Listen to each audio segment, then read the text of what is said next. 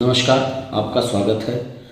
आज हम एक ऐसे निंदनीय विषय पर चर्चा करने के लिए आपके सामने प्रस्तुत हैं जिसने हरिद्वार की देवभूमि को शर्मसार कर दिया। देवभूमि नहीं, पूरे भारत और पूरे उत्तराखंड का नाम दुनिया की नजरों में खराब कर दिया। माँ के ऊपर अगाध विश्वास होता है पुत्रों का, पुत्रियों का।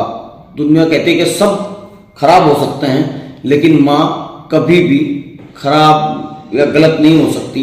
लेकिन हरिद्वार में एक मामला ऐसा आया कि जहां राजनीतिक व्यवस्था को शॉर्टकट से लांघने के लिए, पैसे की व्यवस्था को बढ़ाने के लिए एक माँ ने ही अपनी 13-14 साल की बेटी के साथ गलत काम करवाया, उसको दूसरे लोगों को परोसा और राजनीतिक नेता के ये या राजनीतिक व्यवस्था के लोगों को इस्तेमाल करने की इजाजत अपनी स्वयं की बेटी को दी।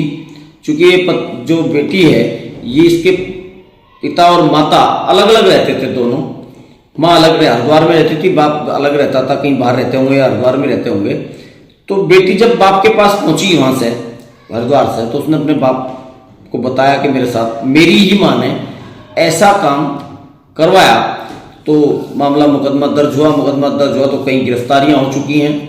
लेकिन हम जा कहाँ रहे हैं, ये सोचने का विषय है कि हम और हमारा समाज आखिर जहां नारी की पूजा होती हो, जहां नारी को देवी कहा जाता हो, जिस देश में सर्वत्र सम्मान नारी का हो, वहां केवल राजनीतिक और आर्थिक लालसा के लिए अपनी स्वयं की बेटी को किसी दूसरे आदमी की बाहों में डाल देना, नोचने के लिए, खसोचने के लिए, ये तो बहुत बड़ा अन्याय है उस बेटी के लिए जो इसका शिकार हुई है, और उस मां के लिए बहुत बड़ी लानत है जो जिसने ये काम कराया है।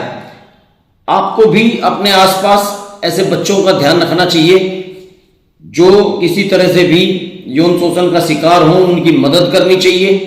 और सरकार को भी ऐसे जो लोग हैं जिन्होंने अपनी बेटी का यौन शोषण करा दे रहे हैं, वो दूसरी की बेटियों को कहां बख्शेंगे, ऐसे लोगों को कड़ी से कड़ी सजा देनी चाहिए। धन्यवाद।